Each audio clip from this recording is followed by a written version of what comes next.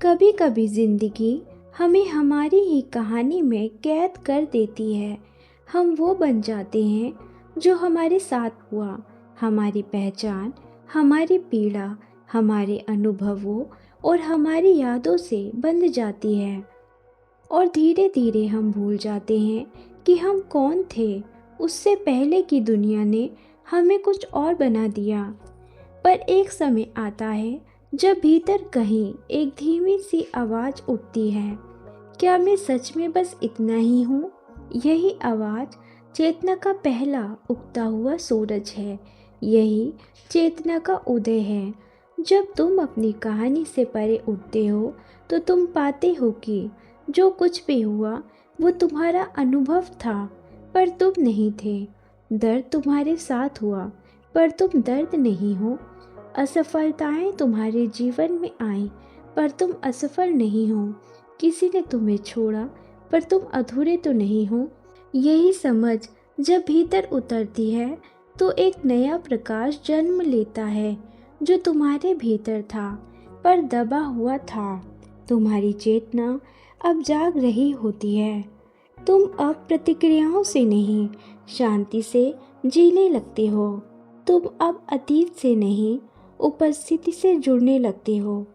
तुम अब मुझे क्या मिला से नहीं, मैं क्या अनुभव कर रहा हूँ से जीने लगते हो। यही वो पल होता है जब इंसान अपनी कहानी से ऊपर उठकर स्वयं को देख पाता है, जैसे कोई नदी पहली बार खुद को समुद्र में विलीन होते हुए देखे। धीरे धीरे तुम्हें एहसास होता है कि तुम वो नहीं हो जो गुजरा, बल्कि वो चेतना हो जो सबको देख रही थी। तुम वो गवाह हो जो साक्षी भाव में बस देख रहा था, हर खुशी, हर गम, हर घटना को।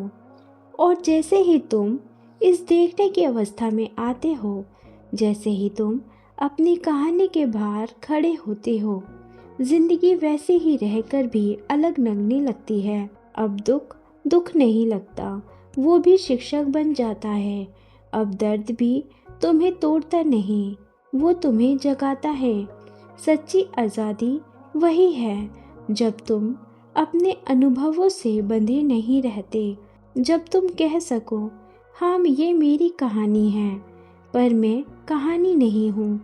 उस क्षण चेतना खिलती है, जैसे अंधेरे कमरे में कोई दीपक जले और तुम पहली बार अपने भीतर का आकाश देखो, अनंत, शांत और पूर्ण।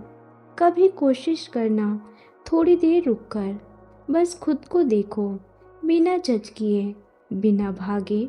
वो देखने का पल ही चेतना का जन्म है।